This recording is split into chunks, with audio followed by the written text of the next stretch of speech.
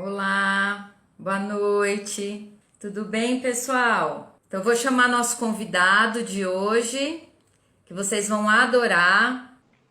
Oi, querido. Olá, boa noite, Ana. Boa noite, Tudo, todo mundo. Que feliz de estar tudo aqui. bem? Melhor agora. Nem fala, que saudades! Nossa, quanto tempo! Estou muito feliz de estar aqui, muito feliz mesmo de estar conversando com você de novo. A Ana, gente, é assim, quando eu comecei, vim para São Paulo, ator, né? Ator, me formei ator, vim para São Paulo, me jogaram aqui em São Paulo. Aí eu fui parar numa escola que me acolheu com braços muito afetuosos. E uma das representantes dessa escola era a Ana, que era coordenadora do Fundamental 2 na época, quando eu cheguei. Isso, é verdade. E ela acompanhou aí o meu processo de nascimento enquanto professor, né, com toda É, vontade, com toda energia, com meu tudo. Deus, desabrochou, né? Porque tudo já estava aí, né? Já estava guardadinho aí. Já estava, exatamente. Mas foi Que lá que eu, que eu, legal, que eu desabrochei mesmo e nasci professor de novo, olha só.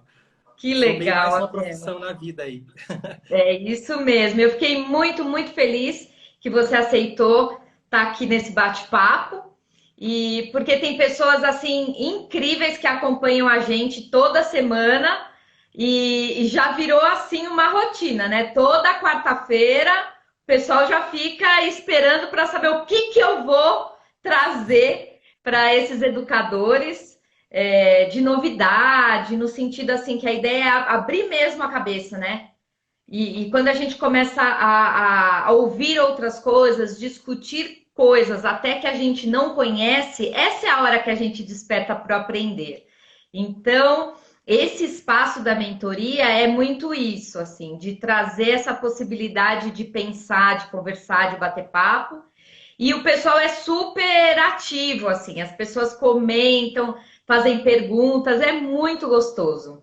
Que incrível. Parece assim que a gente está em casa mesmo, na sala, batendo papo, com um grupão de amigos, né? Quem sabe um dia a gente consegue fazer. Ao vivo, né? De verdade, ao vivo mesmo.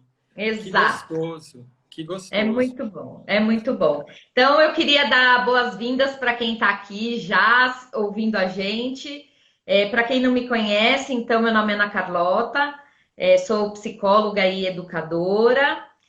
Como o Abel trouxe um pouco, eu trabalho numa rede de escolas, onde hoje eu ocupo um lugar de gestora, mas é aqui na mentoria que eu também coloco a minha autoria, né? É onde é a Ana mesmo que pode dizer aquilo que pensa, que diz o que não sabe, que aprende muito. Então é uma delícia estar aqui sempre de quarta-feira com um convidado novo.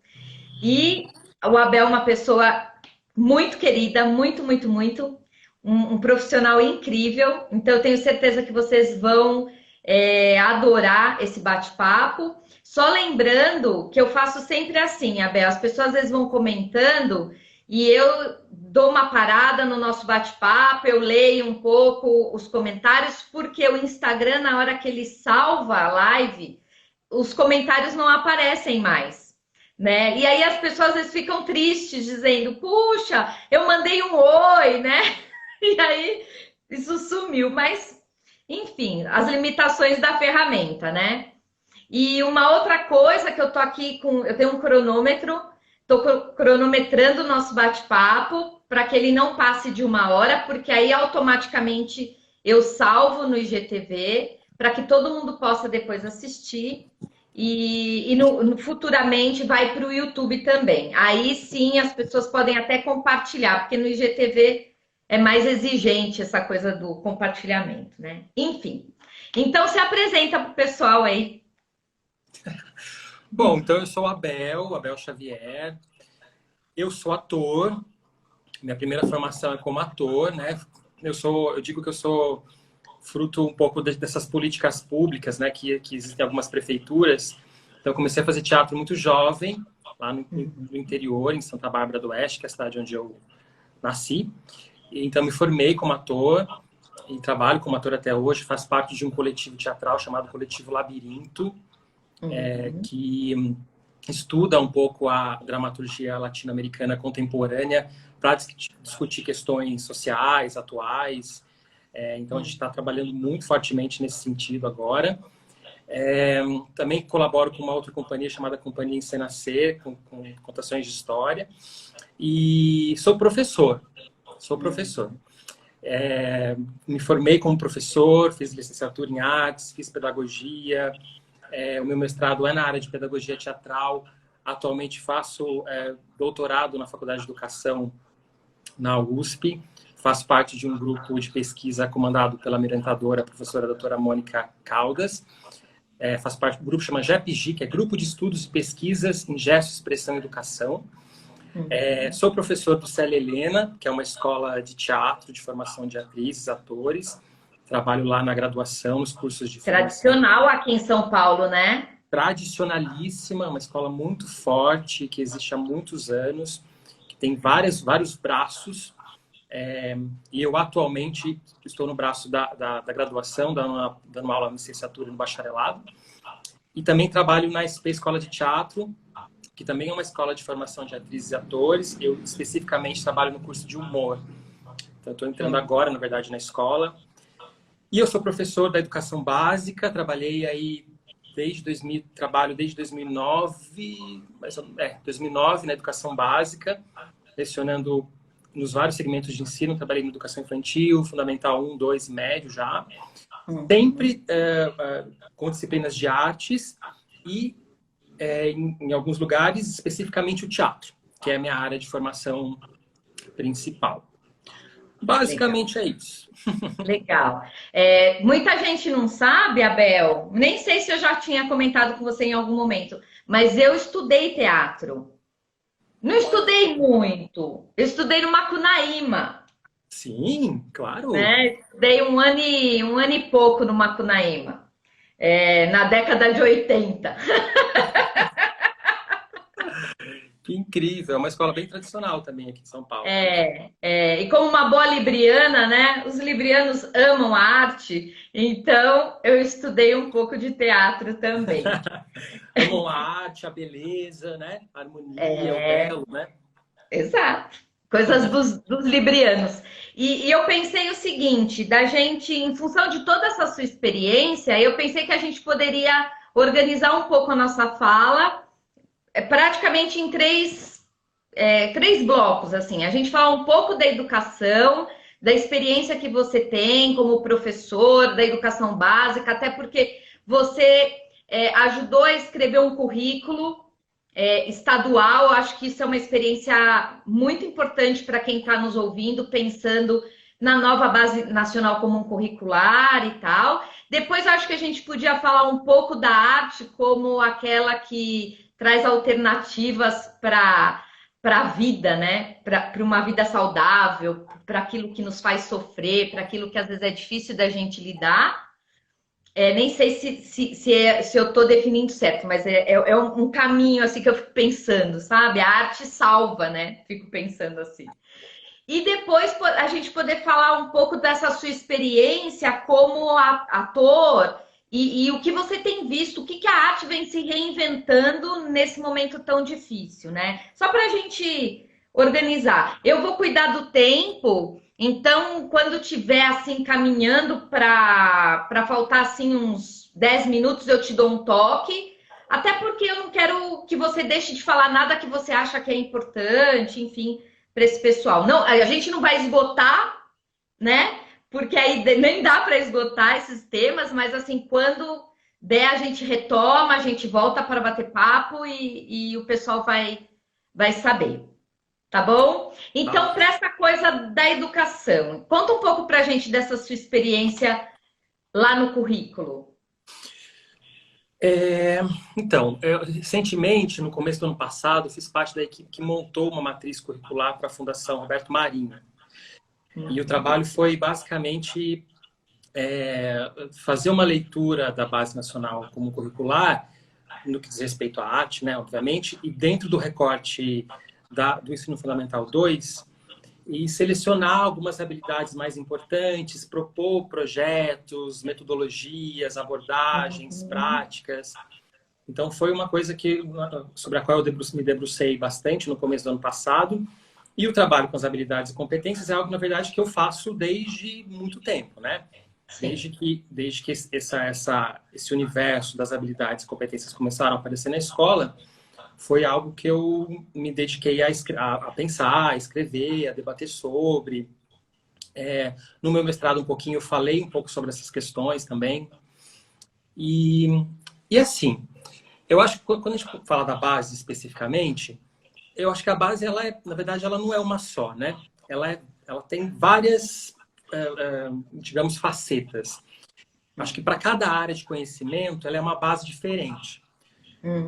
Primeiro porque essas equipes, né, que produziram esse material são equipes diferentes, com experiências diferentes, por mais que tenham passado por formações, entendimentos comuns, mas que têm olhares diferentes sobre aquela determinada área. Isso é um ponto. E o outro ponto, agora já pensando no que diz respeito à arte, porque também as áreas de conhecimento, elas têm, eu imagino, né, acredito que elas têm momentos diferentes na sua relação com a educação.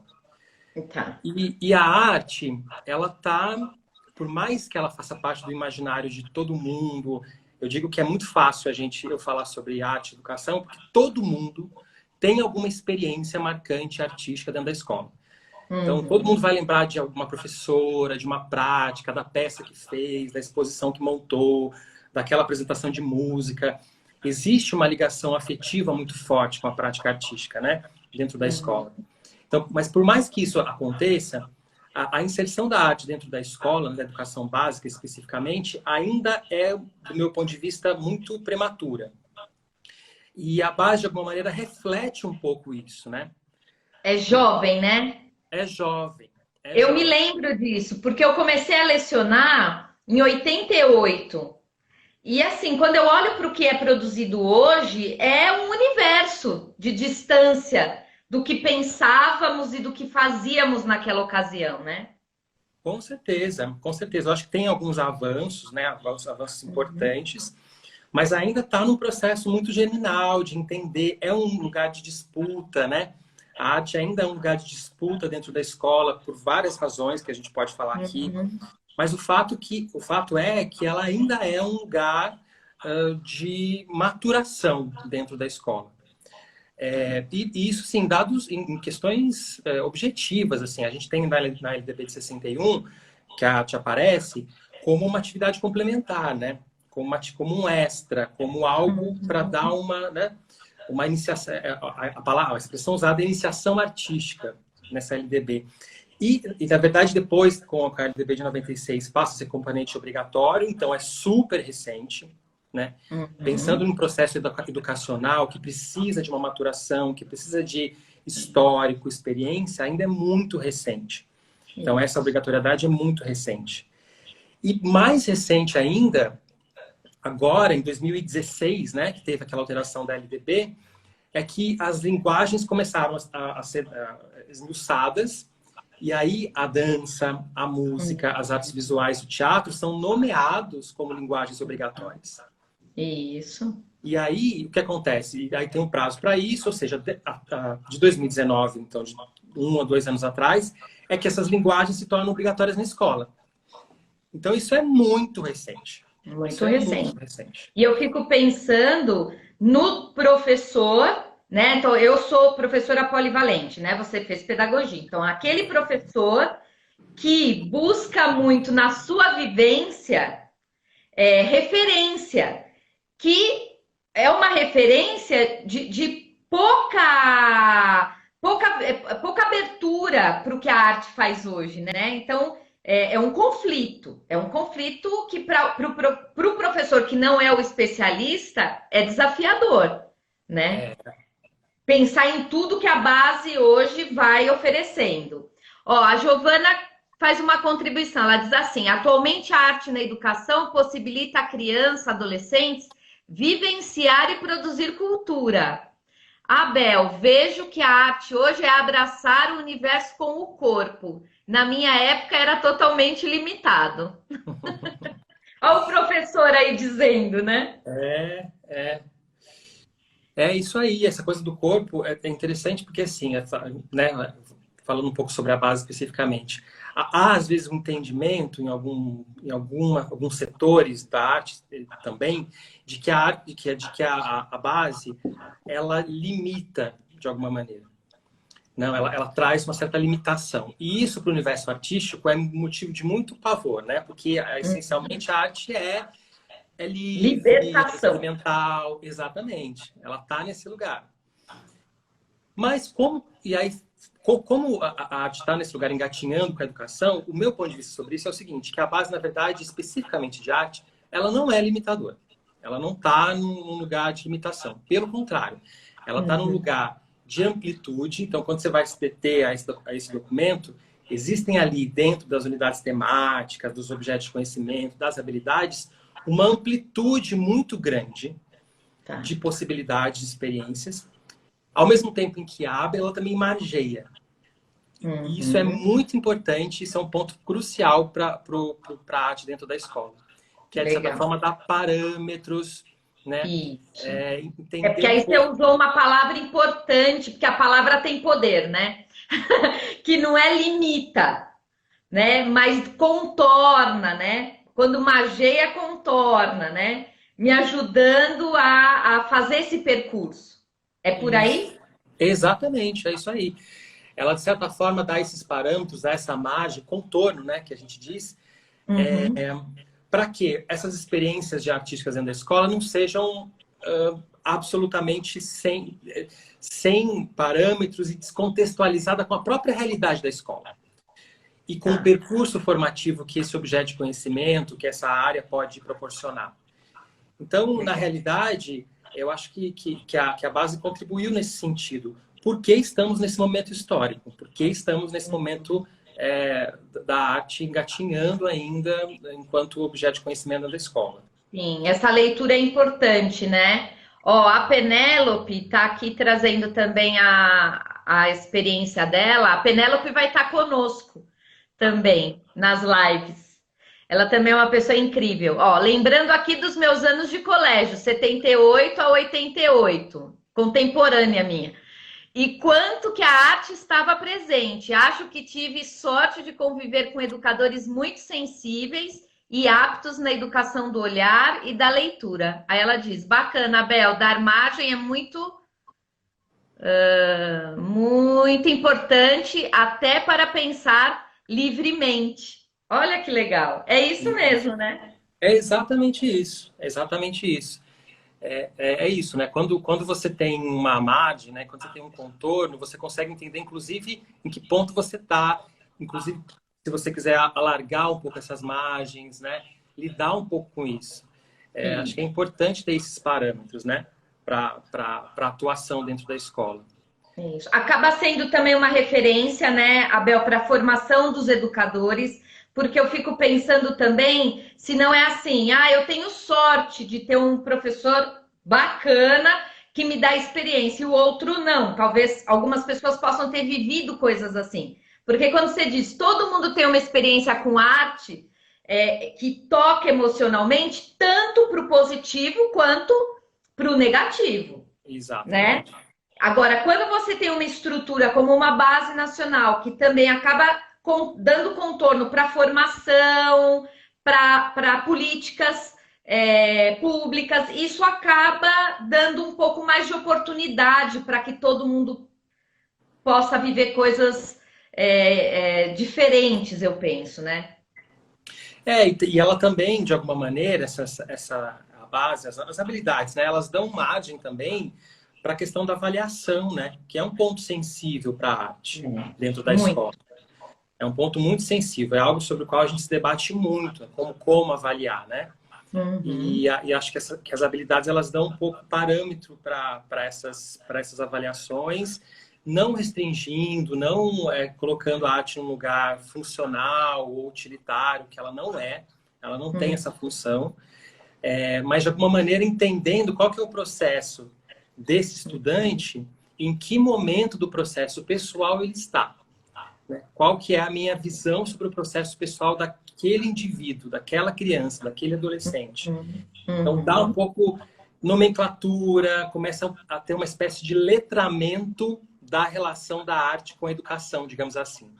Acho que esse é um ponto importante para a base. É como se os professores de arte dentro da escola começassem a ter uma certa nomenclatura, um vocabulário próprio em diálogo com a estrutura educacional. Legal. Fazendo uma aproximação, né? Maior com esse universo, né? A Clarice é uma artista. Eu falei para ela, você precisa assistir essa live que você vai amar o Abel. Ela é uma parceira minha no projeto que a gente faz de formação de professores na Amazônia, no Piauí. E ela diz, o cenário político atual tem afetado a arte na escola? Como que você sente isso? Olha, o cenário político atual tem afetado muita coisa. e evidentemente que afeta a arte na escola, né? Eu acho que existe uma questão da arte, em geral, não só na escola, que é a prática artística, ela é, por si só, questionadora do status quo. Ela tem essa função. O artista, ele precisa estar em conexão com o seu tempo histórico e olhar de maneira crítica para esse tempo. Então, é claro que a arte, nesse momento que a gente está vivendo, ela pode ser olhada como subversiva ou libertária demais, etc. E isso é um problema, né? A gente faz parte da essência artística a livre expressão, a comunicação de ideias, o questionamento. Por isso que é tão difícil a arte dentro da escola, por isso que ela é objeto de disputa, né? Porque a estrutura escolar lida um pouco com essas questões, né? De hierarquias, poderes e tal. Então, ela tem um lugar delicado nesse sentido. Então, sim, atua fortemente. Mas o que eu costumo entender também é assim, quanto mais inóspito é o ambiente que a arte vive, mais ela tem potência, mais ela se empodera, mais ela tem chão. Isso não quer dizer que é fácil, isso não quer dizer que é tranquilo, e não é mesmo. Mas ela tem respaldo, né? Ela tem para onde olhar de maneira efetiva. Sim, sim. Você trouxe um tema importante que a Giovana, de certa forma, circulou. Ela diz assim, olha, Abel, na minha época, o meu professor de arte fazia intervenção excessiva, não dando espaço para a imaginação e a criatividade. Atualmente é muito legal a arte de diferentes linguagens. Boa. Acho que a Giovana traz duas coisas aí, né? Nessa pergunta dela. Que a primeira é a intervenção excessiva. Então, tem uma certa sensibilidade do professor, da professora de arte. E quando eu estou falando de professora de arte, é importante dizer que a arte, neste momento na escola, é dança, música, teatro e artes visuais. Estou pontuando isso porque o nosso imaginário de arte, por razões históricas, é das artes visuais. Então é importante a gente trazer essa dimensão pelo menos dessas 4 linguagens dentro da escola. Então há que se ter uma sensibilidade desse professor, dessa professora, para compreender quando é o momento de intervir e dizer, olha, este caminho, esta referência, deste jeito, eu penso assim, e o momento de deixar que aquela estudante se manifeste, diga, expresse. Porque, na verdade, Ana, existe uma coisa muito interessante da materialidade artística que é assim. A escola é essencialmente um lugar de estudo, né? De compartilhamento de conhecimentos historicamente acumulados. A arte também cumpre essa função, mas ela também é lugar de pesquisa. Então, dentro da escola, a gente sempre vai estar pendulando entre compartilhar conhecimentos e inventar conhecimentos. Ótimo. Faz parte da natureza da arte caminhar por esses 2 caminhos. Então, a livre expressão é super importante para essa invenção de novos conhecimentos. E o outro ponto que ela traz que é essa questão do corpo, né? Das diferentes linguagens. Isso. É isso que eu falei anteriormente. É muito importante a gente cada vez estar mais ligado nisso, né? Como agora está registrado, né? Existe essa obrigatoriedade que essas 4 linguagens estejam dentro da escola, a gente abre aí oportunidades para estudos que a gente não tinha antes, que é do corpo, que é o estudo do corpo na escola. O teatro e a dança são linguagens do corpo. E isso muda tudo na relação artística dentro da escola. Não, perfeito. E eu acho que aí traz também nessa possibilidade atuar nas licenciaturas, né? Porque quem é esse professor que tem que, de certa forma, transitar nessas linguagens, né? Você que está dentro também da formação de professores, você deve ter visto também uma modificação nos cursos de licenciatura, não? Com certeza, com certeza. Depois dessa alteração da LDB, começaram a aparecer muitos cursos de licenciatura em teatro, em dança também. Então, a gente vê aí uma ampliação de ofertas de cursos de licenciatura, né? Porque, por mais que a gente considere que a arte seja um lugar amplo e existem certos fundamentos em comum, mas são linguagens absolutamente distintas. Um artista visual tem um ofício, um entendimento dos seus códigos muito diferentes do artista cênico, do artista da dança e da música. São códigos muito diferentes. Então, essas licenciaturas que vêm surgindo em função dessa alteração, então é muito importante, é legal a gente pensar, né, que um marco legal determina uma prática, né, dentro da escola. Exato. É interessante a gente imaginar a importância desses marcos legais, né? Com certeza. Olha, a Aline é professora de educação infantil e ela diz, na educação infantil, a BNCC nos trouxe o campo traços, sons, cores e formas, um mundo de possibilidades para trabalhar com os pequenos. E os campos de experiência, né? Porque é que eu acho que na educação infantil, talvez o educador, né, sinta-se livre, né, para deixar a criança experimentar. Acho que isso já foi algo que a gente já conquistou, né, em termos de educação. Exato. E a Penélope está te trazendo uma pergunta. Você acha relevante que a educação para a arte questione também o que a crítica determina como qualidade artística, pensando a cultura abrangente? Claro, super importante. Dentro da própria BNCC, puxando de novo ela, existe aí um lugar que é um lugar dos valores, né? O que é uma crítica, né? O que é uma crítica de arte? O que a gente considera como uma boa arte ou uma má arte, ou enfim, diz respeito aos valores, né? Que valores a gente tem naquele tempo histórico? Eu acho que é isso. Então, quando a gente olha criticamente para um objeto de arte, a gente está olhando criticamente para os valores que a gente tem naquele momento. E sim, acho que é papel da educação artística ou pela arte dentro da escola questionar, ou pelo menos entender quais são esses valores, né? Porque existe uma coisa que esse patrimônio artístico que a gente construiu, ele ainda é muito eurocêntrico, conservador. Então, qual que é a função, pensando no nosso tempo histórico, né? Olhar para isso criticamente, tá? Então, o que é? Né? Por que eu preciso valorizar ou dar valor para um objeto artístico europeu do século XVII e aquilo que acontece aqui no meu bairro, certo? Que no meu bairro eu não olho da mesma forma. Né? O que está envolvido nesse meu juízo, né? Porque ao questionar isso, você questiona também o próprio contexto, né?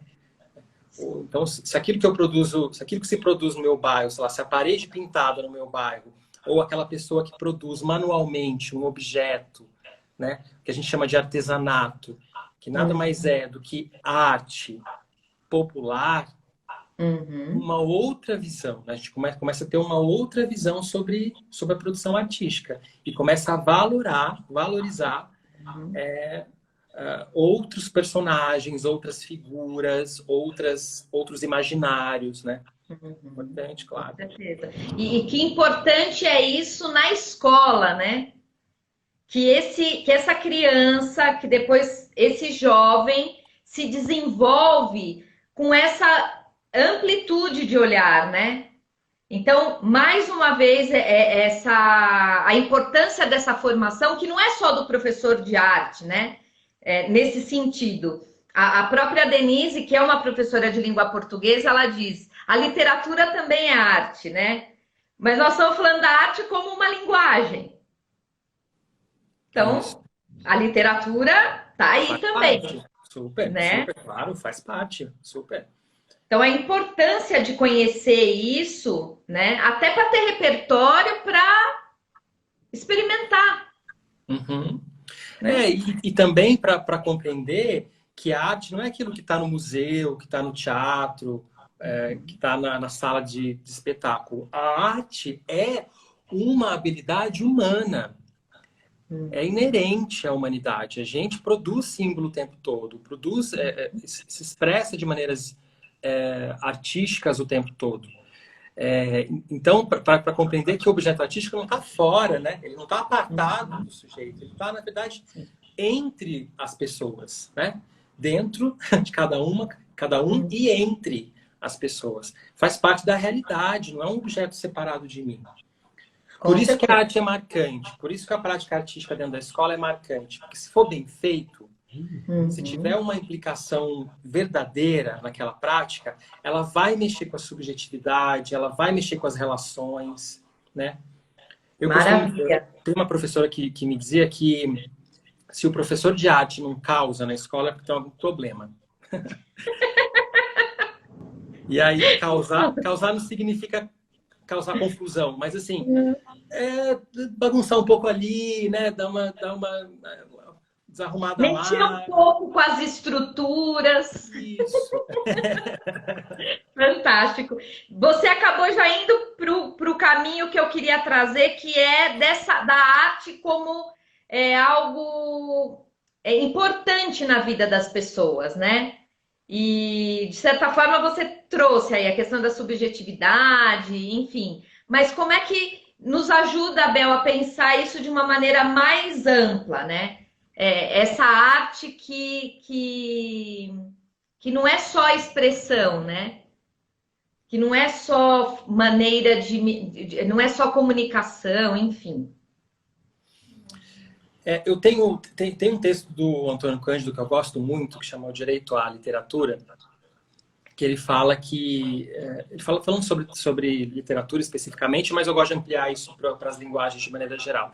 Ele diz que todo mundo devia ter direito à literatura, porque ao entrar em contato com um material organizado, que na sua unidade, né, tem algum sentido, então, ao entrar em contato com isso, o sujeito, a pessoa, se organiza também. É como se ela visse refletido naquele objeto artístico uma certa organização de um caos que também está dentro dela e ela também se organizasse. Eu gosto de pensar essa fala para as artes como um todo. Eu acho que essa é a função de maneira bem simplista, e eu estou fazendo um recorte, obviamente, porque tem várias maneiras de pensar arte, mas acho que atualmente ela cumpre um pouco essa função, que é como é que eu me espelho num objeto artístico, então num filme, num livro, num romance, numa peça de teatro, etc. E como é que ao entrar em contato com esses códigos organizados, gerando sentido, eu também me organizo. Eu também me sinto organizada. E aí, eu acho que, nesse sentido, eu acho que ela tem uma função muito importante hoje em dia, sabe? A gente está muito desorganizado, né? A gente está muito desorganizado. Internamente, individualmente, socialmente, politicamente, a gente está muito desorganizado. E eu acho que a função do artista de certa maneira, olhar para essa desorganização, para esse caos e começar a dar nome, juntar uma coisa com a outra, trazer informações diferentes em função de uma certa unidade que transmita algum conhecimento, algum ponto de vista ou alguma solução sobre o que a gente está vivendo. E, de certa maneira, a gente se espelhe nessa organização. E também se sinta organizado, ou veja caminhos para alguma organização. Porque a arte é um pouco... E como a gente está falando de subjetividade, né, Abel? A gente vive isso um pouco como insights, né? Em algum momento aquela cena daquele filme que você viu, ou de uma apresentação artística que você teve possibilidade de acompanhar, aquilo te toca de certa forma, que muitas vezes você nem na hora nem percebe, nem entende. Não é que não percebe, percebe, mas não entende, né? Porque na subjetividade lida com algo que também é do meu inconsciente, que também é do meu interno. Faz Uhum. sentido ou estou viajando? Faz super sentido. É, é isso, quando a gente fala que a arte não é funcional, ela não é utilitária, ela não serve para, isso inclusive, é motivo de muita discussão e dificuldade da arte como um todo, quer dizer que tem coisas que eu não vou entender naquele momento, tem coisas que passam pelo subjetivo mesmo, tem coisas que eu vou entender depois, tem coisas que eu só vou entender quando eu conectar aquela experiência com outra experiência. E isso faz, às vezes lembrar, tem uma história muito interessante, mitológica, que diz que quando Zeus criou o mundo, estava dando a festa lá, né, para os outros deuses, aí veio a deusa da memória e disse, ó, a humanidade tem um problema, que você criou essa humanidade, mas o homem é um ser que esquece as coisas. E esquece as coisas mais importantes. Então, essa é uma falha. Então, Zeus concedeu filhas a essa deusa da memória. E essas filhas são as artes, né? É uma das explicações para o surgimento das artes. Então, uma das funções, né, seria fazer a humanidade se lembrar de coisas que ela sequer sabe que esqueceu. Olha que demais. E isso é um processo, né? Isso não é de uma hora para outra, né?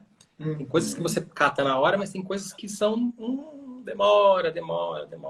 Sim, e de alguma forma te toca, né?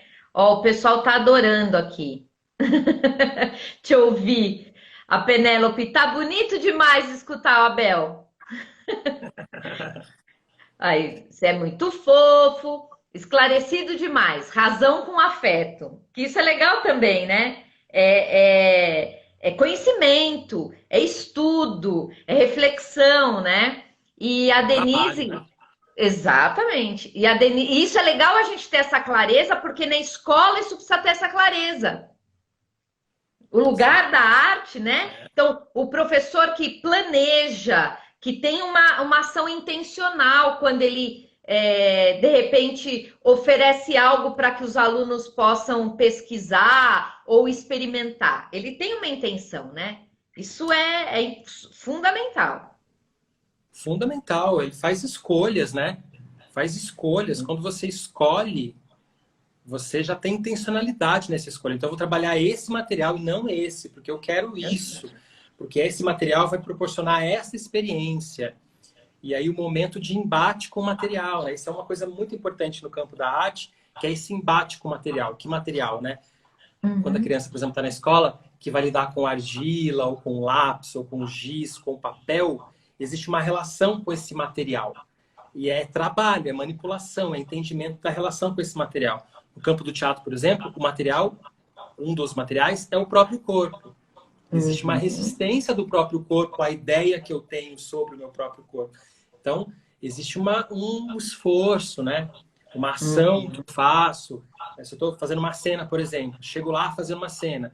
A ação que eu fiz, será que comunicou aquilo que eu disse, que eu queria dizer? Não, não comunicou. Então, refaz, repete, tenta de outro jeito. É trabalho, é manipulação, é linguagem. Legal. A Denise colocou, verdade, Abel, na literatura a palavra é arte e ajuda a entender o contexto de uma era, juntamente com a história. Que legal. A Thelma te ama. Colocou aqui. A Mônica colocou, e pega fundo. Leva-se para o resto da vida. A Penélope, já tô aqui, a melhor amiga do Abel. Vamos conversar, Penélope, vamos conversar depois. Ó, a gente vai querer saber sobre as artes que estão na parede do Abel. Ó, já tô olhando a sua parede. A minha parede também tem. É verdade, olha só. Aqui são símbolos de orixás, na verdade. Mas é uma expressão artística, de um artista incrível, inclusive, do Rio de Janeiro. É lindo. Legal. Legal. Abel, fala um pouco. Vamos, a gente está 40 minutos conversando. Ai, meu Deus, que desespero. Ó, o pessoal já está entrando no seu Instagram solicitando para ser amigo. Então, Tá bom. a gente quer dar dois endereços para vocês que tem lá no Instagram. O do Abel, que vocês já acompanham, e também do coletivo, né?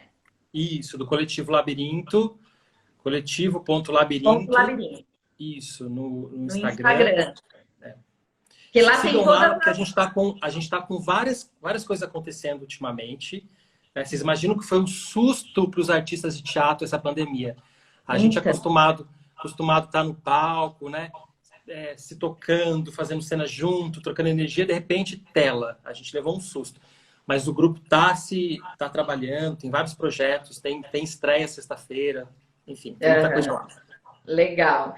E, Abel, conta um pouco para a gente, entrando nesse caminho, do que você tem conversado, não só na sua atuação, né, como ator, com o seu grupo, mas o que você tem ouvido dos artistas. O que foi essa pandemia para a arte? Meu Deus. Essa pergunta é difícil, né? Foi caos, né? A gente pode partir um pouco desse lugar. Foi caos. Então, prato cheio para artista. Para todo mundo foi caos, né? É difícil, viu, Ana? Porque assim, quando começou, tem tudo isso, né? Quando começou, todo mundo achou que ia ser logo, né? Ia ser breve e tal, e de repente a gente foi se dando conta de que era um processo longo e será ainda, provavelmente um processo longo. Então, assim, os artistas em si, né? Os artistas profissionais, quem trabalha com isso profissionalmente, tiveram que se reinventar, tiveram que achar outros caminhos, outras linguagens, achar um jeito de continuar seus ofícios de maneira remota, usando esse dispositivo a favor e não contra, né? Que isso fosse um material que pudesse ser à moda antropofágica, digerido e trabalhado a favor da arte. Então foi um susto muito grande. Ao mesmo tempo, o que eu tenho percebido é que as pessoas estão mais sensíveis também às experiências artísticas, né?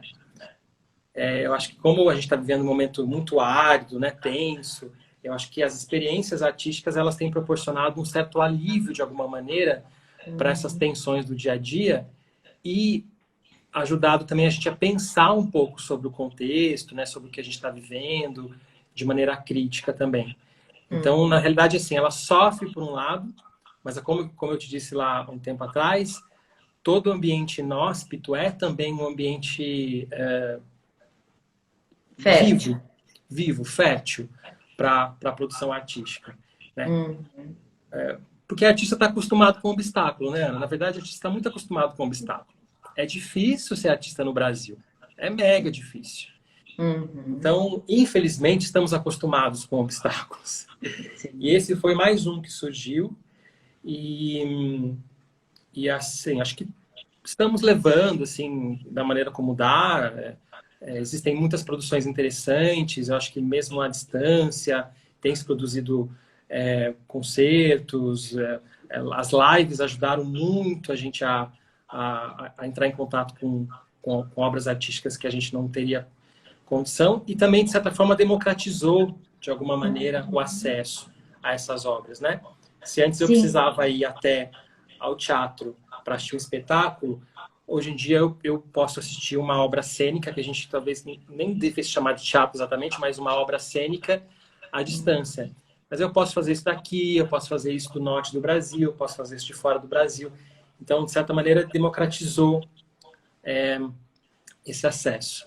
Sim, eu também penso dessa forma. Eu fiquei observando, é claro que no país que a gente vive, a gente tem muita exclusão, né? Exclusão das pessoas terem acesso à cultura de maneira diversificada, né? Então, se eu moro em determinado local, eu não, por exemplo, moro aqui no centro de São Paulo. Eu não tenho acesso à cultura de quem está lá na comunidade. né? A não ser que eu vá até lá e ele, a não ser que ele venha até aqui. Então, de certa forma, e também, puxa, eu queria tanto ver a Mona Lisa. Eu consigo agora ver a Mona Lisa, porque dá para eu entrar pela internet, né? Então, também isso assim, é o que temos, né? Vamos dizer. Né? É como reinventar isso que temos para que a gente também não fica numa situação cômoda, né? Ou tudo ou nada, né? Eu acho que é isso que você está dizendo, assim, acho que é isso que é o que temos, né? Essa é a nossa, esse é o nosso, a gente pode ignorar isso que a gente está vivendo, porque ignorar seria não viver isso, é impossível não viver. Então é aceitar, de certa maneira, o que a gente está passando e tentar superar. Uma coisa que eu acho importante também dizer sobre isso é assim, as relações interpessoais, elas são muito importantes. Então as relações ao vivo mesmo, as presenciais, elas são essenciais. A gente não pode esquecer disso. Uhum. Acho que tem coisas que a gente não pode esquecer nessa pandemia. E uma delas é isso, a importância do olho no olho, do toque, do cheiro, da convivência, do comer junto. E são coisas que são muito importantes, que a gente vai precisar resgatar em algum momento. Uhum. E, inclusive, dentro das práticas artísticas. Acho que, fazendo um link de novo com a escola, acho que a arte vai ter um papel muito importante nessa volta às aulas. Porque vai ser um momento de olhar subjetivamente, de entender as emoções, entender aquilo que ficou, pôr para fora, transformar isso em linguagem, elaborar em formato de materialidade artística, compartilhar, conversar. Vai ter um papel fundamental nessa volta aí. Sim, concordo plenamente. Olha, a Sônia é uma educadora também, mas é professora de ciências. Ela diz: a arte é inclusiva e abre mentes. Possibilitar as várias manifestações artísticas é uma forma de respeitar e abraçar as diferenças. É resistência e tem nos ajudado a manter a lucidez nesse caos. Adoro a arte como resistência. E ela traz a palavra da diversidade, né? Que respeita a diversidade. Isso é muito, muito importante mesmo para a materialidade artística. Todo mundo tem voz, todo mundo tem a possibilidade de dizer alguma coisa, de elaborar materiais. Não exclui de jeito nenhum, é o contrário disso, é realmente inclusiva. Legal. A Mônica está dizendo: eu penso que pilotados na forma de consumir a arte e ela não está sendo nem boa e nem ruim, só diferente. E a Hilda: esquecer estas relações jamais. E todos estamos sentindo muita falta de tudo isso, né? Falta do abraço, do contato, o convívio humano. A Regina: o convívio humano presencial é a base. A Patrícia tá mandando um oi para você. E a Mônica completou: vocês, professores, vão ter que tudo em letra garrafal, reconhecer os alunos. Exatamente. Reconhecer. Porque faz muito tempo longe, né? Essa mediação aqui é muito difícil, né? E essa coisa do sentado, né? Sempre aqui sentado. Esse lugar do corpo vai precisar ser revisto aí. Né? Eu acho que todos vão precisar desse momento para se reconhecer, né? Porque a gente precisa acolher esse professor também, né? Essa família também. Então, como ser humano, estamos todos vivendo esse momento difícil, né? E um momento que a gente, como você falou no início, que a gente entendeu que isso ia levar um tempo, isso levou um tempo maior, e nesse momento as coisas pioram, então dá uma sensação um pouco de parece que nada que foi feito foi suficiente, né?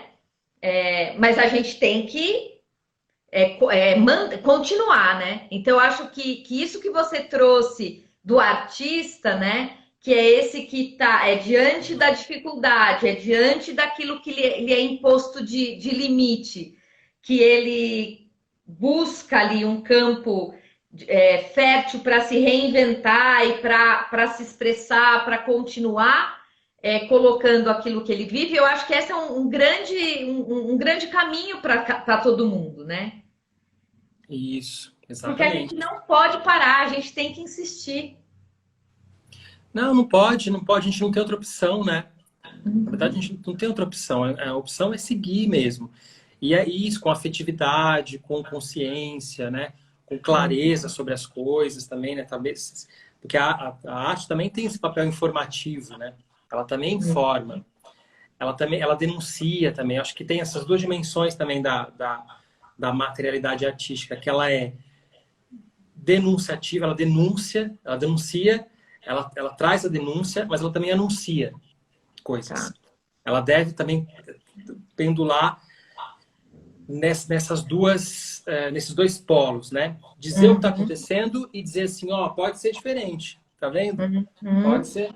E aí acho que ela vai ter um papel fundamental nesse momento, sobretudo nesse momento, esse papel anunciativo, sabe? Quais que são as possibilidades?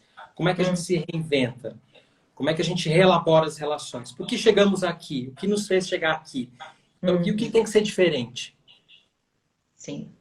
Eu acho que essa flexibilidade é fundamental, né? E a arte pode nos ensinar um pouco isso. A Marina você conhece, a Marina, coordenadora lá do Augusto. Super. A Marina trabalhou comigo, você sabe também, né? Sim, sim, sim. E aí ela diz, ó, sensação de dia de marmota, angústia por alunos e professores, o corpo grita e precisamos ouvir. Aprendi com a incrível Paty Kifuri que a arte salva. Salva, salva. Eu sempre digo assim, eu dei aula muito tempo num curso dentro do Célia Helena, dou aula num curso no Célia Helena chamado Vivência no Teatro, que é para pessoas que não são da área, assim, tem outra profissão, médico, advogado, administrador, enfim, que vai ter uma experiência artística. E eu sempre digo, eu digo isso para todo mundo, eu sou suspeito para falar, obviamente, mas eu acho que todo mundo, sem exceção, precisa fazer alguma linguagem artística. Legal. Todo mundo. Qualquer uma. É uma dança, é o teatro, é pintar, é escrever, é crochê, é qualquer coisa. Qualquer coisa. Para poder resgatar algo próprio do ser humano, que é a subjetividade, a elaboração da subjetividade através de linguagem. A gente não pode deixar isso passar, entende? Não dá para ter não dá para viver a nossa encarnação aqui sem ter tido a experiência contínua dessa prática, Uhum. porque ela é humana. É como se a gente estivesse deixando de lado uma parte importante da nossa humanidade, entende? Sim. Então, sem se preocupar com o resultado, sem se preocupar em ser o melhor, sem se preocupar em vender o que faz, não. Apenas fazer. E Sim. E aí, assim, você deve ter ouvido, a Marina tá arrepiada, mas assim, você deve ter ouvido desses adultos, né? Que eu acho que agora é o adulto, o quanto ele se poda. Não, eu não sei criar nada. Eu não sei, né? Eu nunca soube desenhar, eu nunca soube tocar nenhum instrumento, eu nunca soube, né? se cobra e também e tem sentido, né? Porque olha só, a gente vive num momento histórico que o que é bom? Produzir, fazer, ser eficiente, não ter tempo para nada. E é isso que é ser uma pessoa bem-sucedida, de maneira geral, né? Claro, Uhum. tem exceções, mas de maneira geral é isso. Ser bem-sucedido é não ter tempo para nada, fazer mil coisas, ser produtivo, eficiente, etc, etc. E a arte, ela tá em outro lugar. Ela tá dialogando com o ócio, com o contemplativo, com o tempo, com a Uhum. falha, com o erro, com a inabilidade. Ela tá em outro campo. E é por isso que às vezes a gente não vai para esse campo aqui. Porque às vezes ela pode trazer para nós coisas que são difíceis de lidar, ou que eu não vou me sentir tão bem assim. Uhum. Mas é importante. Sim. Aí a Penélope, de novo, sua amiga, ela sintetizou, ela diz: a arte é o viver para além do sobreviver. Uhum. Exato. É o viver com. Porque o sobreviver é instintivo, né? É o Uhum. básico. Isso todo mundo tem que ter mesmo, né? Uhum. Costumo falar assim, não dá para pensar muito em arte se a pessoa não come, se ela não tem onde dormir. Claro. Tudo isso. Uhum. Isso é o mínimo. E aí, depois disso, é que a gente vai pensando em arte, né? Sim, sim. Aí, Penélope, você já conseguiu fãs também. Então, fiquem ligados que a Penélope vai conversar com a gente. Abel, 56 minutos que a gente está aqui. Ah, Nossa, vai ter que que ter rápido! repeteco! Vai ter que ter repeteco! Vamos, vamos, vamos. Que coisa boa voa! E eu não queria terminar sem que você pudesse trazer algo ou que você pensou, algo, puxa, Ana, nós não falamos sobre isso, eu acho importante. Ficou alguma coisa. Não sei, acho que é isso. Eu acho que assim, é importante ficar, eu acho que assim, uma sugestão mesmo, tá? Para todo mundo. Fiquem ligados e ligadas nos artistas. Acho que para todo mundo que tá vendo agora e que vai ver depois, fiquem ligados nos artistas. Vá atrás, procure saber quem são os artistas do seu bairro, sabe? Quem está em volta, da sua família, pessoas que você gosta. Fica ligado nesse pessoal, porque esse pessoal tem coisa para dizer importante. Fiquem ligados neles, sabe? Legal. E acompanhem as produções do Coletivo Labirinto, porque Isso, tá aí, é só acompanhar, é só seguir, é só usufruir, né? Vamos dizer assim. exato. Ó, tem um monte de coisa acontecendo. Sexta agora tem estreia de um espetáculo online, Uhum, gratuito, de sexta até quarta da semana que vem, à noite. Lá no perfil do Coletivo Ponto Labirinto tem os ingressos, que são os links do Zoom, que vão direto para a uhum. apresentação. Então apareçam, tem coisas legais, a gente estuda América Latina, textos latino-americanos, falando sobre essa identidade latino-americana. Tem pano para De- manga. Demais. Eu vou compartilhar na página da mentoria. Pessoal que acompanhou a gente, obrigado, obrigado, obrigado. Abel, querido, um beijo no seu coração. Ó, amei, Delícia! amei. Obrigado de novo pelo convite, amei também. Obrigado por todo mundo aí que escreveu Maravilhoso, também. maravilhoso. A gente vai ter repeteco. Ótimo. Um beijo. Beijo, até Fica com mais. Deus. Tchau, Também. pessoal.